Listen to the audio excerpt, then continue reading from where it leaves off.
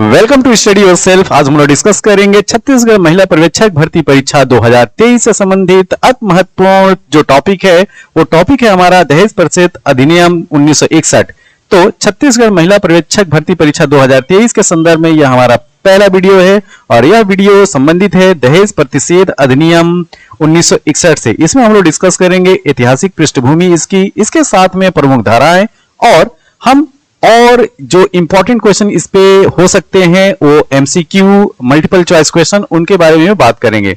तो 30 एमसीक्यू के साथ में आप इसकी ऐतिहासिक पृष्ठभूमि जानेंगे। ऐतिहासिक पृष्ठभूमि के साथ में आप इसकी जो प्रमुख धाराएं हैं उनके बारे में भी जानेंगे। तो चलिए स्टार्ट करते हैं दहेज प्रतिषेध अधिनियम 1961 के बारे में। तो पहले हम लोग डिस्कस करेंगे इसकी ऐतिहासिक पृष्ठभूमि के बारे में कि ये कब आया यह अधिनियम। तो देखिए उस समय के जो प्रधानमंत्री थे पंडित जवाहरलाल नेहरू, उनके कार्यकाल के दौरान दहेज प्रथा पर नियंत्रण लगाने के उद्देश्य से दहेज प्रतिषेध अधिनियम 1961 को लाया गया। ठीक, तो उस समय जो हमारे प्रधानमंत्री थे वो थे पंडित जवाहरलाल नेहरू और यह अधिनियम 1961 लाया गया। कब, किनके कार्यकाल में?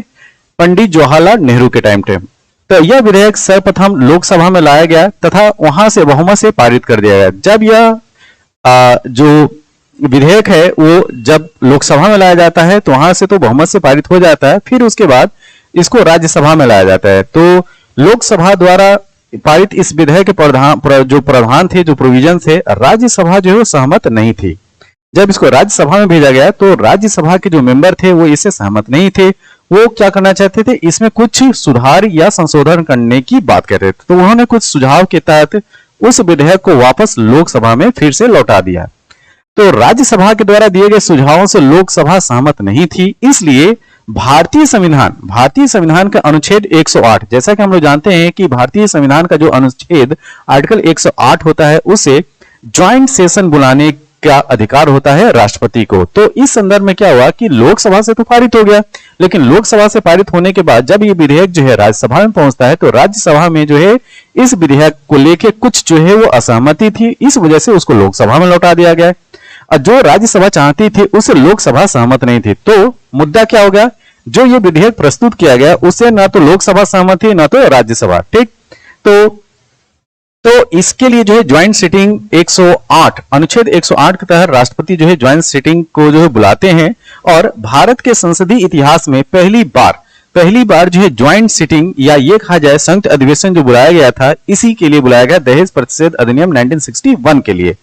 तो स्वतंत्र भारत के संसदीय इतिहास में पहली बार संयुक्त अधिवेशन बुलाया गया था। तो किसके परिप्रेक्ष्य में? तो इसी विधेयक के परिप्रेक्ष्य में पहली बार बुलाया गया था। एक चीज हमें याद रखना है कि जो संयुक्त अधिवेशन का प्रयोजन होता है वो तब लाया जाता है जब लोकसभा और राज्यसभा जो है एक प्रस्ताव पे जो है वो सहमति न जताते हो। तो इसमें जो है राज्यसभा और लोकसभा जो है एक दूसरे के साथ जो है वो सामंजस्य नहीं बैठाए थे, इस वजह से संयुक्त बैठक जो है वो बुलाई गई थी अनुच्छेद 108 के तहत।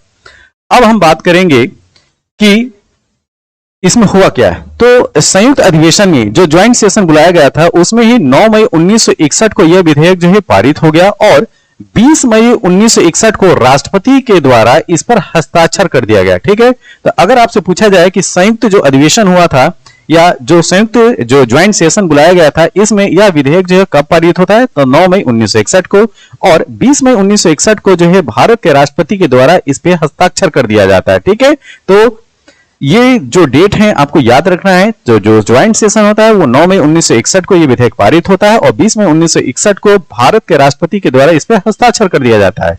अब इसको लागू कब किया जाता है, तो 1 जुलाई 1961 को यह लागू हो जाता है।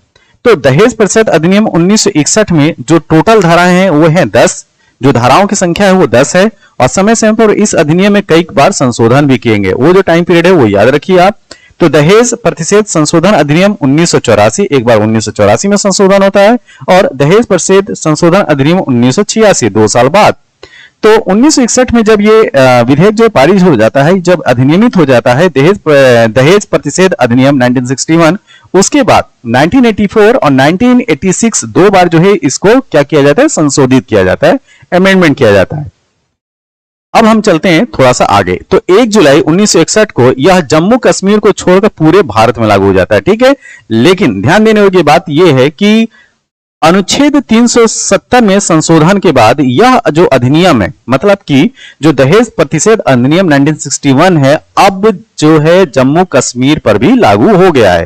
तो इसको याद रखेंगे। अब हम बात करते हैं आगे इनकी अन्य जो धाराएं हैं। तो जैसा हमने बात किया कि जो दहेज प्रतिषेध अधिनियम 1961 में, उसमें टोटल जो धाराएं हैं वो 10 हैं। तो ये धाराएं क्या क्या हैं, उनमें जो प्रमुख धाराएं उनका हम डिस्कस करते हैं।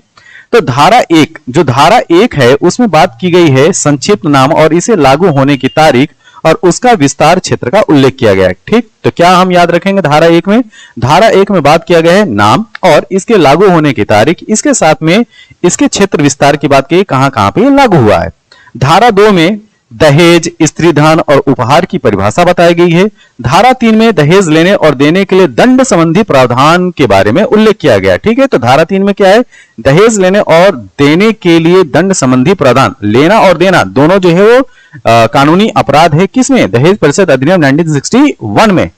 तो यह बात किसमें की गई? धारा 3 में कही गई है कि दहेज लेने और देने के लिए दंड संबंधी प्रावधान के बारे में उल्लेख किया गया है। इसके साथ धारा जो 4 है, धारा 4 में दहेज मांगे जाने पर सजा के प्रावधान का उल्लेख है। ठीक है, धारा 4 विज्ञापन पर पाबंदी की बात करता है। विज्ञापन पर पाबंदी की जो बात की गई है वो धारा 4 के क में की गई है। ठीक है, इसको याद रखिएगा, क। धारा 5 की बात करते हैं, दहेज लेने या देने करार के संबंध में प्रावधान किया गया है। किसमें? धारा 5 में। इसके साथ में अगर हम लोग धारा 6 के बारे में बात करें तो दहेज का पत्नी या उसके वारिसों के फायदे के लिए होने के बारे में प्रावधान है। ठीक है, फिर से देखिए जो धारा 6 में क्या गया? दहेज का पत्नी या उसके वारिसों के फायदे के लिए होने के बारे में प्रावधान है। अब हम बात करेंगे इसके धारा 7 के बारे में। धारा 7 क्या कहता है? धारा 7 ये कहता है कि दहेज से संबंधित अपराधों के संबंध में सुनवाई संबंधी प्रावधान है। अगर सुनवाई की बात की जाएगी दहेज को लेके तो आप किसके तहत कहेंगे? धारा 7 में इसका प्रोविजन दिया गया है, इसकी बात की गई है। ठीक है, तो धारा 7 क्या कहता है? दहेज से संबंधित अपराधों के संबंध में सुनवाई संबंधी प्रावधान है, प्रोविजन है। धारा 8 क्या कहता है? धारा 8 कहता है अपराधों का कुछ प्रयोजन के लिए संज्ञेय होने संबंधी प्रावधान है। तो अपराधों के कुछ प्रयोजन, ऐसे अपराध में जो है वो संज्ञेय अपराध की श्रेणी में क्लासिफाई करने की जो बात की जाएगी वो धारा 8 में की जाएगी। इसके साथ में अगर धारा 8 क की बात किया जाए या धारा जो है या सेक्शन 8A की बात किया जाए तो कुछ मामलों में सबूत का भार संबंधी प्रावधान है। ठीक है, तो अगर एविडेंसेस की बात की जाए, सबूत की बात की जाए तो ये किस में डील किया जाएगा? धारा 8 क में। धारा 8 ख की बात करते हैं। ठीक है, तो जो सेक्शन 8B है या धारा 8 ख है उसमें दहेज प्रतिषेध अधिकारी की नियुक्ति राज्य सरकार के द्वारा की जाएगी। ठीक है, देखिए इसको काफी इंपॉर्टेंट है ये। दहेज प्रतिषेध अधिकारी की नियुक्ति जो है वो राज्य सरकार के द्वारा की जाएगी। यह बात किसमें की गई है? धारा 8 क में, धारा 8 ख में की गई है। ठीक है, अब हम बात करें कि धारा 9 में क्या कही गई है बात। तो केंद्र सरकार द्वारा इस संबंध में कानून बनाने और उसे लागू करने के संबंध में जो प्रावधान होंगे वो धारा 9 में। तो जो धारा 9 है वो क्या कहता है कि केंद्र सरकार द्वारा इस संबंध में कानून बनाने और उसे लागू करने के संबंध में जो प्रोविजन होंगे वो धारा 9 के तहत डील किया जाएगा।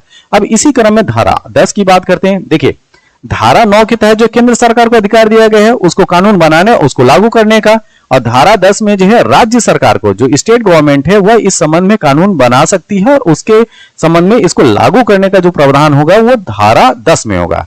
तो ये जो इंपॉर्टेंट धाराएं हैं, जो 10 धाराएं हैं इसकी, उसके बारे में हम लोगों ने डिस्कस किया, हल्का सा संक्षिप्त इसका विवरण दिया। अब हम आगे चलते हैं। अगर दहेज प्रतिषेध अधिनियम 1961 की बात किया जाए, 1961 की, तो इसमें जो दहेज मृत्यु है वह क्या है इसको बारे में जानते हैं। तो देखिए भारतीय दंड संहिता 1860 की जो धारा 304 है, ध्यान से देखिए, ये आपसे पूछा जा सकता है कि जो आईपीसी है, भारतीय दंड संहिता है 1860 की, कौन सी धारा? धारा 304 के तहत जहां किसी स्त्री की मृत्यु विवाह के 7 वर्ष के अंदर, मतलब 7 वर्ष के भीतर सामान्य परिस्थिति के अलावा, जो नेचुरल डेथ है उसके अलावा अन्य कारणों से अगर होती है तो और यह दर्शित किया जाता है कि उसकी मृत्यु के कुछ समय पहले या कुछ समय पूर्व उसके पति या उसके पति के रिश्तेदार, ध्यान दीजिए, उसके पति और उसके पति के रिश्तेदार ने दहेज की मांग की थी या उसके संबंध में उसके साथ क्रूरता की गई तो उसे परेशान किया गया हो, तो ऐसी परिस्थिति में हुई मृत्यु को दहेज मृत्यु माना जाता है।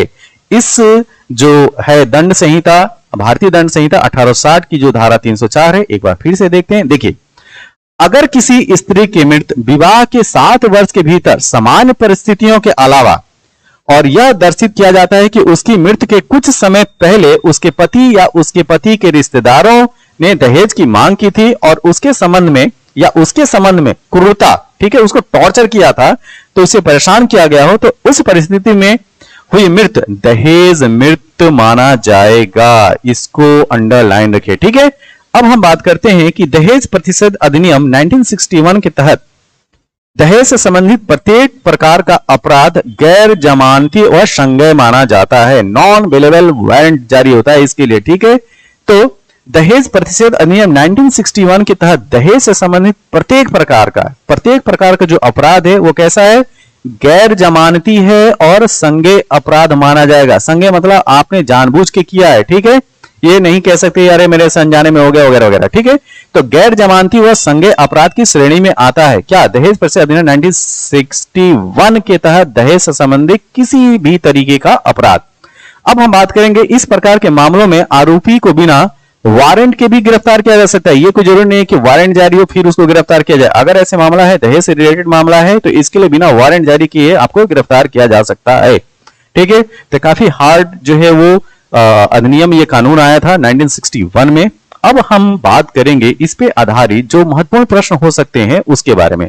हमारे सामने जो पहला प्रश्न है जिसको हम लोग डिस्कस भी कर चुके हैं अभी एक्सप्लेनेशन में, तो देखते हैं दहेज प्रतिषेध अधिनियम 1961 कब अधिनियमित हुआ। अधिनियमित का यहां पे मतलब है कि कब राष्ट्रपति ने अपना हस्ताक्षर किया था। तो यह डेट है 20 मई 1961 को, ऑप्शन नंबर सी। अगला प्रश्न, दहेज प्रतिषेध अधिनियम 1961 पूरे भारत मतलब जम्मू एंड कश्मीर को छोड़कर पूरे भारत में कब लागू हुआ। तो यह डेट है 1 जुलाई 1961, ऑप्शन नंबर बी इसका सही उत्तर है। अगला प्रश्न, दहेज प्रतिषेध अधिनियम में कुल कितनी धाराएं हैं। तो टोटल जो है हमने 10 धाराओं की स्टडी की है, तो यहां पे है उत्तर ए। दहेज प्रतिषेध अधिनियम में दहेज की परिभाषा किस धारा में दी गई है। तो इसकी जो डेफिनेशन है, इसका जो परिभाषा है दहेज की, वो है धारा 2 में। अगला प्रश्न, दहेज प्रतिषेध अधिनियम की किस धारा के अंतर्गत विज्ञापन के प्रकाशन पर पाबंदी लगाई जा सकती है, रोक लगाई जा सकती है। तो ये है धारा 4 का। तो जो सेक्शन 4A है उसके तहत जो है वो विज्ञापन प्रकाशन पर आप पाबंदी लगा सकते हैं। अगला प्रश्न, दहेज संबंधी विज्ञापन प्रकाशित करवाने पर अधिकतम कितनी वर्ष की सजा हो सकती है। तो 5 वर्ष का कारावास का इसमें प्रोविजन है, ऑप्शन नंबर सी। अगला प्रश्न, यदि कोई व्यक्ति दहेज लेने के लिए दुष्प्रेरित करता है तो उसे कितने वर्ष की सजा हो सकती है। तो उसके लिए कम से कम 5 वर्ष की सजा का प्रावधान है, ऑप्शन नंबर बी। दहेज प्रतिषेध अधिनियम में अपराध का संज्ञान किसके द्वारा लिया जाएगा। तो ध्यान दीजिए, यहां पे जो संज्ञान लेने की बात है प्रथम श्रेणी के मजिस्ट्रेट के द्वारा और महानगर मजिस्ट्रेट दोनों के द्वारा लिया जा सकता है। तो यहां पे ऑप्शन नंबर सी सही होगा, ठीक है। तो प्रथम श्रेणी के मजिस्ट्रेट और महानगर मजिस्ट्रेट दोनों के द्वारा जो है वो संज्ञान लिया जा सकता है। अगला प्रश्न, दहेज प्रतिषेध अधिनियम में शास्ति है क्या है। तो दहेज लेने और देने दोनों पर, ठीक है, जो ले रहा है और जो दे रहा है दोनों जो है इस अपराध की श्रेणी में आते हैं, ऑप्शन नंबर सी इसका सही उत्तर है। यदि कोई व्यक्ति आदेश के बाद दहेज लौटाने में असफल होता है तो न्यायालय द्वारा जुर्माने की तरह वसूला जाएगा, ठीक है। तो जुर्माने जिस तरीके से जुर्माना जो है वो वसूला जाता है उसी तरीके से दहेज की राशि भी जो वसूली जाएगी। यदि कोई व्यक्ति दहेज लेता या देता है तो कितना जुर्माना लगाया जा सकता है। अगर कोई व्यक्ति जो है दहेज लेता है या देता है तो अधिकतम 15,000 रुपए या दहेज का मूल्य जो अधिक हो, यह बात रखी गई, ठीक है। 15,000 रुपए या दहेज का मूल्य या जो अधिक हो वो लगाया जाएगा, ऑप्शन नंबर बी। दहेज प्रतिषेध अधिनियम में संज्ञान किस आधार पर लिया जाएगा, ठीक है। तो ये लिया जाएगा सूचना के आधार पर भी, पुलिस रिपोर्ट के आधार पर भी और परिवाद के आधार पर। तो उपरोक्त में से किसी भी आधार पर लिया जा सकता है, ऑप्शन नंबर डी। सलाहकारी बोर्ड में अधिकतम कितने समाज कल्याण के सदस्य होते हैं। तो इनकी संख्या होती है, ऑप्शन नंबर ए 5। दहेज प्रतिषेध अधिनियम में धारा 3 व धारा 4 के उल्लंघन में सबूत का भार धारा 8(1) किस पर होगा, ठीक है।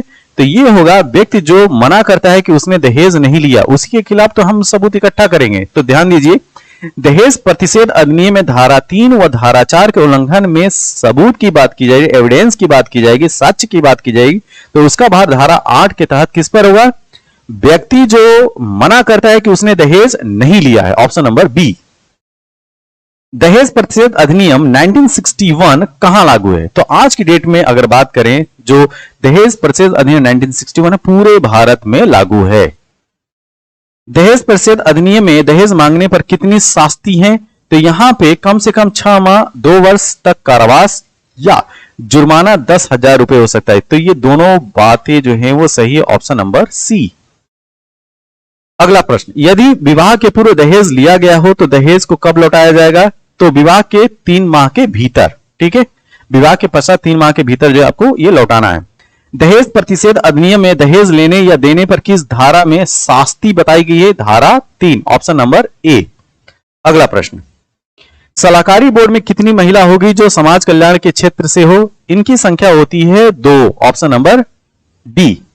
निम्नलिखित में से कौन दहेज मांग सकता है? तो दहेज मांगने में ना तो लड़के के माता पिता मांग सकते हैं, लड़के के संरक्षक नहीं मांग सकते हैं, लड़के के नातेदार नहीं मांग सकते, तो इसका उत्तर क्या होगा? कोई भी नहीं मांग सकता है दहेज, ऑप्शन नंबर डी। दहेज प्रतिषेध अधिनियम 1961 के तहत दहेज मांगने न्यूनतम कितने माह की सजा का प्रावधान किया गया है? तो न्यूनतम 6 माह का कारावास हो सकता है, ऑप्शन नंबर बी। अगला प्रश्न, दहेज प्रतिषेध अधिनियम 1961 की कौन सी धारा संज्ञेय और गैर जमानती और गैर समनीय अपराधों से संबंधित है? तो याद रखिए धारा 8 है, ऑप्शन नंबर बी, धारा 8। दहेज प्रतिषेध अधिनियम 1961 की कौन सी धारा दहेज लेने या देने पर दंड से संबंधित है? तो यह है धारा 3, ऑप्शन नंबर सी। अगला प्रश्न, दहेज प्रतिषेध अधिनियम 1961 की धारा खाली स्थान है में दहेज मांगने पर दंड संबंधी प्रावधान किया गया है, तो यह है धारा 4, ऑप्शन नंबर ए इसका सही उत्तर है। फिर से देखिए, दहेज प्रतिषेध अधिनियम 1961 की धारा 4 में दहेज मांगने पर दंड संबंधी प्रावधान की बात की गई है। अगला प्रश्न, शादी के कितने साल बाद दहेज प्रथा कानून नहीं लगता है? ठीक है, तो अगर 7 साल के भीतर आप लगाते हो तब जाके आप दहेज प्रथा के तहत आप जो है वो लगा सकते हो, दहेज उत्पीड़न का मामला आप जाहिर कर सकते हो। लेकिन अगर ये मामला जो है वो 7 वर्ष के बाद आप कहते हैं कि हमसे दहेज मांगा जा रहा है, तो ये मामला जो है वो क्या माना जाए? वो निरस्त माना जाए। तो शादी के कितने साल बाद दहेज प्रथा कानून नहीं लगता है? तो शादी के 7 साल के बाद जो है दहेज प्रथा कानून नहीं लेगा। जो ये जो अधिनियम है दहेज प्रतिषेध अधिनियम 1961, उसके तहत अगर कोई महिला जो है 7 साल की शादी हो चुकी है, उसके बाद वो कह रही है कि हमारे पति या हमारे ससुराल वालों ने जो है वो दहेज के लिए उत्पीड़ित किया है, तो यह मामला जो है वो दहेज प्रतिषेध अधिनियम 1961 के तहत नहीं लिया जाएगा। ठीक है, अभी हाल फिलहाल में एक केस चल रहा है ज्योति मौर्य का, ठीक है, जिसको आप लोग जानते भी होंगे। वो जो है उत्तर प्रदेश में एसडीएम के पद पे तैनात हैं। उन्होंने अपने पति के ऊपर जो है वो दहेज के लिए जो है वो केस किया है कि वो दहेज की डिमांड कर रहे हैं। और अब यहाँ पे आपसे ये मैं पूछना चाहूंगा कि उनकी शादी जो है 2010 में हुई थी और आज की डेट है 2023। अगर उनकी पत्नी जो कि एसडीएम है वर्तमान में, अगर वो दहेज लेने का अपने पति के ऊपर आरोप लगाती हैं, तो क्या इस कानून के तहत उनके पति जो है वो सजा के दायरे में आएंगे? तो यहां पे जैसा कहा गया है कि जो दहेज प्रतिषेध अधिनियम 1961 है, अगर शादी के 7 साल हो चुके हैं और उसके बाद जो है अगर आरोप लगाते हो, तो यह आरोप जो है वो नहीं माना जाएगा। ठीक है, तो जो ज्योति मौर्य है, अगर वो ये दहेज का आरोप लगा रही हैं, तो वो बेबुनियाद है, इसका कोई लेना देना नहीं है। ठीक है, इस कानून के तहत वो अपराध की श्रेणी में नहीं आने वाला है। ठीक है, तो शादी के कितने साल बाद दहेज प्रथा कानून नहीं लगता है? तो 7 वर्ष के बाद नहीं लगता है। ठीक है, तो ऑप्शन नंबर ए इसका सही उत्तर है। दहेज प्रतिषेध अधिनियम 1961 का मुख्य उद्देश्य क्या था? ठीक है, तो दहेज लेने पर प्रतिबंध लगाना और दहेज देने पर भी प्रतिबंध लगाना, दोनों लेना और देना दोनों जो है उस पर प्रतिबंध लगाना जो है इसका प्रमुख उद्देश्य था। ऑप्शन नंबर सी इसका सही उत्तर है। अब हम बात करते हैं कि यदि किसी महिला को अपने विवाह के कितने वर्ष के भीतर असामान्य परिस्थिति में मृत्यु हो जाती है तो उसे दहेज मृत्यु माना जाएगा? अभी हम लोगों ने ऊपर डिस्कस कर चुके हैं, ये है 7 वर्ष। अगर 7 वर्ष के भीतर असामान्य परिस्थिति में मृत्यु हो जाती है उसकी, तो दहेज मृत्यु उसको मानेंगे। अगला प्रश्न, दहेज प्रतिषेध अधिनियम 1961 के तहत दहेज अपराध की विवेचना किसके द्वारा की गई है? ठीक है, इसको किसके द्वारा समझाया गया है, इस बात को हम समझते हैं। तो दहेज प्रतिषेध अधिनियम 1961 के तहत दहेज अपराध की विवेचना जो है वो पुलिस उप अधीक्षक स्तर के अधिकारी पर, जो डीएसपी रैंक का, ध्यान दीजिए, जो डीवाईएसपी या शॉर्ट फॉर्म में डीएसपी बोल देते हैं, ठीक है, उस रैंक का जो अधिकारी होगा वही जो है दहेज प्रतिषेध अधिनियम 1961 के तहत दहेज अपराध की विवेचना करेगा। ठीक है, ऑप्शन नंबर सी इसका सही उत्तर है। अगला प्रश्न, किस धारा के अंतर्गत दहेज प्रतिषेध अधिकारी की नियुक्ति होती है? तो यह है धारा 8 का, ऑप्शन नंबर सी। हमारे सामने जो अगला प्रश्न है कि दहेज की मांग करना दहेज प्रतिषेध अधिनियम की किस धारा के अंतर्गत एक दंडनीय अपराध है? तो धारा 4 को बहुत अच्छे से याद रखें। ठीक है, तो ऑप्शन नंबर बी इसका सही उत्तर है। इसके तहत क्या है, दहेज की मांग करना दहेज प्रतिषेध अधिनियम के अंतर्गत एक दंडनीय अपराध है, आप सजा के पात्र इसके तहत हो सकते हैं, धारा 4। अगला प्रश्न, दहेज प्रतिषेध अधिनियम 1961 के अंतर्गत नियम बनाने की शक्ति किसे प्रदान की गई? तो ध्यान दीजिए, जैसा हम लोग ऊपर डिस्कस कर चुके हैं, नियम बनाने का अधिकार जो है केंद्र और राज्य दोनों सरकारों को है, और लागू करने का भी अधिकार अलग अलग, केंद्र सरकार अपना कानून बना के जो है वो लागू कर सकती है और राज्य सरकार भी इसके तहत कानून बना के लागू कर सकती है। तो यहाँ पे ऑप्शन जो होगा option number C, option number D. ठीक है, ए और बी दोनों सही है, केंद्र सरकार को और राज्य सरकार को। ठीक, अगला प्रश्न, दहेज प्रतिषेध अधिनियम में राज्य सरकार द्वारा नियम बनाने की शक्ति किस धारा में निहित है? ठीक, ये भी डिस्कस कर चुके हैं हम लोग, धारा 10 के अंतर्गत। धारा 10 के अंतर्गत दहेज प्रतिषेध अधिनियम में राज्य सरकार द्वारा जो है नियम बनाने के अधिकार दिए गए हैं, तो धारा 10 याद रखिएगा। और केंद्र सरकार जो है वो किस धारा के तहत जो है कानून बना सकती है और लागू कर सकती है? तो धारा 9 के तहत केंद्र सरकार है। अच्छा, दहेज प्रतिषेध अधिकारी की नियुक्ति कौन कर सकता है? ध्यान से देखिए इस प्रश्न को, दहेज प्रतिषेध अधिकारी की नियुक्ति कौन कर सकता है? तो राज्य सरकार, इसको भी हम ऊपर डिस्कस कर चुके हैं, ऑप्शन नंबर बी। यह वीडियो आपको कैसा लगा? जैसा भी लगा हो आप अपने सुझाव जो है कमेंट बॉक्स में जरूर दें। तो महिला पर्यवेक्षक, छत्तीसगढ़ महिला पर्यवेक्षक भर्ती के संदर्भ में यह हमारा पहला वीडियो था। इस तरह के अच्छे वीडियो जो हम लाते रहेंगे, इसके लिए आपके सुझाव जो है वो हमारे लिए काफी महत्व रखते हैं, तो प्लीज आप अपने कमेंट जो है कमेंट बॉक्स में जरूर दें। और इस वीडियो की पीडीएफ के लिए आप हमारे टेलीग्राम चैनल स्टडी योरसेल्फ को ज्वाइन कीजिए और इस वीडियो की पीडीएफ प्राप्त कीजिए। आप हमारे चैनल से जो है या ये कहे जो स्टडी योरसेल्फ से अन्य माध्यमों से भी जुड़ सकते हैं, जैसे आप फेसबुक से जुड़ सकते हैं, इंस्टाग्राम से जुड़ सकते हैं। हमारा आईडी वही है, स्टडी योरसेल्फ। ठीक है, तो स्टडी योरसेल्फ से को सर्च करके आप फेसबुक, इंस्टाग्राम और टेलीग्राम पे जुड़ सकते हैं। यह वीडियो आपको कैसा लगा? जैसा भी लगा आप जरूर बताएं। तब तक के लिए थैंक यू, धन्यवाद।